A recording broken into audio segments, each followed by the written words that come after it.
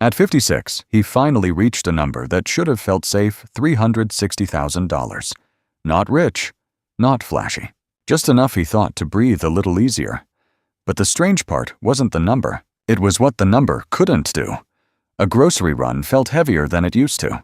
Rent everywhere seemed to move faster than his savings. Small bills had turned into monthly ambushes.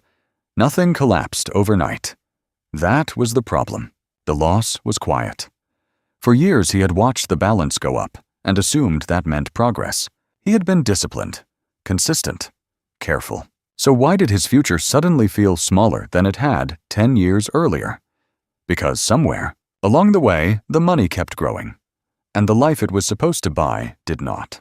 He couldn't point to a single mistake. There was no bad investment, no reckless decision, no moment he could rewind and fix. If anything, his story looked responsible from the outside. He saved consistently, avoided debt, chose stability over risk. And yet, things kept slipping. The same $50 that once filled an entire cart now barely lasted a few meals. Utilities crept higher without warning. Even something as simple as a cup of coffee carried a price that felt slightly off. Not shocking, just different enough to notice. At first he ignored it. Everyone said prices go up. That's normal. But what bothered him wasn't the increase itself. It was the pace. His account was growing, slowly but steadily. Every year, a little more. So why did life feel like it was getting more expensive, faster than he was getting ahead? That was the part no one explained. Because from the outside, everything looked like progress. But underneath that steady climb, there was a gap forming. A quiet one, between what his money said it was worth and what it could actually do. No one ever announced it. There wasn't a headline that said your money was losing ground. No alert on his phone. No warning from the bank. Just small adjustments. Groceries inching up. Rent contracts renewing at slightly higher numbers. Bills that looked familiar. Until you compared them to last year. It didn't feel like a force. It felt like background noise. Until you put the numbers side by side. His savings account was earning around 1% a year. Safe. Predictable. Exactly what it was supposed to do. Meanwhile, the cost of living was rising closer to 4% annually. The difference looked small on paper. Just a few percentage points. But that gap wasn't neutral. It was directional. Because when your money grows at 1%, but everything you need grows at 4%, the real change isn't +1. It's closer to -3%. Not visible, not immediate, but constant. That's what made it dangerous. He wasn't losing money in a way he could see. The number in his account kept climbing. Every statement confirmed it. But what that number could actually buy was quietly shrinking. It took him a while to accept that number. -3%. Not as a calculation, but as a reality. Because nothing in his life looked like a loss. His account balance still rose every year. The statements felt reassuring. There was no moment where everything dropped. No visible damage. That's what made it so easy to believe he was moving forward. But progress, he realized, depends on what you measure. If you only track the number in your account, then yes, he was growing. If you track what that number can actually buy, he had been slipping the entire time. It wasn't a crash. It was drift. Like walking forward while the ground beneath you moves backward slow enough that you don't. Notice steady enough that you can't stop it once you do. And the longer it continues, the worse it compounds. Because each year doesn't just reduce your purchasing power once. It resets the starting line lower. So the next year begins weaker. And the year after that, weaker still. By the time he started asking real questions, the damage wasn't recent. It had been building for decades. Quietly. Around the same time, he started questioning everything. Another story surfaced. Same age. 56. Different number. Roughly $600,000. She didn't live a radically different life. No lottery win. No sudden breakthrough. If anything, her choices looked just as ordinary. Steady contributions, long-term thinking, nothing extreme. But the outcome was not even close. Nearly double. At first glance, it didn't make sense.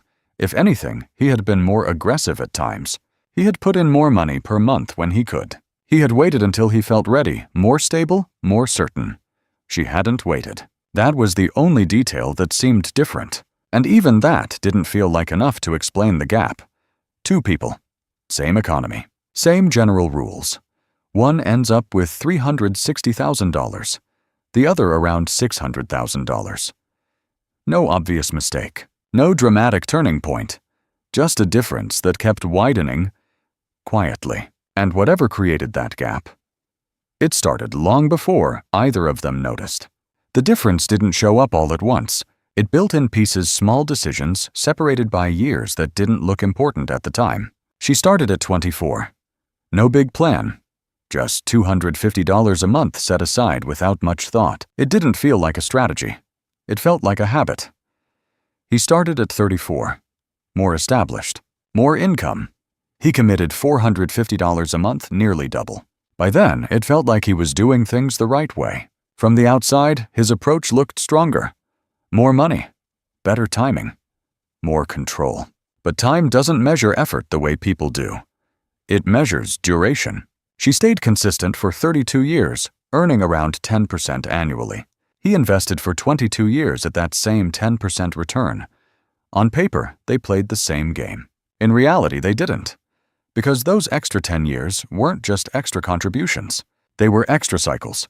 Moments where the money didn't just grow, but began to grow on itself. By the end, her account reached roughly $600,000. His stopped around $360,000. And the unsettling part wasn't the difference. It was how easy it was to miss. Because nothing about his decisions felt wrong, until you realized what those missing years were actually worth. There was a way to see it. A simple one. Fast enough to do in your head. He just never used it. It's called the Rule of 72. Take 72, divide it by your annual return, and you get how many years it takes for your money to double. That's it. No spreadsheets, no forecasts. Just a number that tells you how time will treat your money. At 10%, your money doubles roughly every 7.2 years. At 6%, it takes about 12 years. At 3%, you're looking at 24 years. And at 1%, it stretches out to 72 years. A full lifetime for a single doubling. That was the part he never really saw, because while he focused on how much he was putting in, he never stopped to ask how fast it was, multiplying. And speed changes everything. Not in a dramatic way, but in a compounding one. Each doubling isn't just growth. It's a reset to a higher base, which means the next cycle builds on something larger. And the next, even more. Those extra years she had. They weren't just time. They were extra doublings. And once you miss a doubling, you don't just lose progress. You lose the chance to multiply that progress again. By then, it almost felt like he had found the answer. Start earlier. Let time do the work. Catch more doubling cycles. But there was still one piece missing. Because even if your money doubles, that doesn't mean your life does. Let's say your investments grow at 6% a year. On paper, that looks solid. According to the Rule of 72, your money should double in about 12 years. But that's only the surface. If inflation is running at 4%, your real gain isn't 6%. It's closer to 2%. And at 2%, the math changes completely. Now your real doubling time isn't 12 years. It stretches to around 36 years, 3 times longer. So yes, your account may still be growing. But what that growth can actually buy, it's barely keeping up. That's the illusion. Because most people don't feel that loss in real time. They see the number go up and assume they're moving forward, when in reality they've just slowed the fall.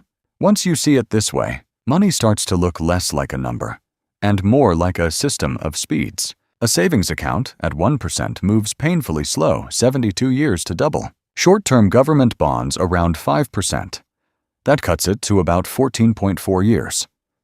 Better, but still slow compared to a working lifetime. Then there's the long-term average of the S&P 500 at roughly 10%.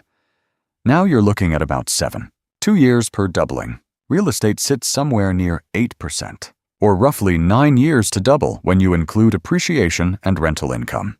And then there are the extremes. Assets like Bitcoin, which have seen average returns near 90% over certain periods. On paper, that suggests a doubling time of less than a year. But speed alone doesn't guarantee anything, because the faster something moves, the harder it is to stay on. Most people don't lose money because they picked the slowest path. They lose it because they couldn't stay long enough on the faster one. So the real question isn't just how fast your money can grow. It's whether you can stay invested long enough for that speed to matter. In the end, nothing about his story looked like failure. He saved. He stayed disciplined. He avoided the obvious mistakes. And still, it wasn't enough. Not because he chose wrong, but because he never asked the one question that mattered. How fast? Is my money actually working?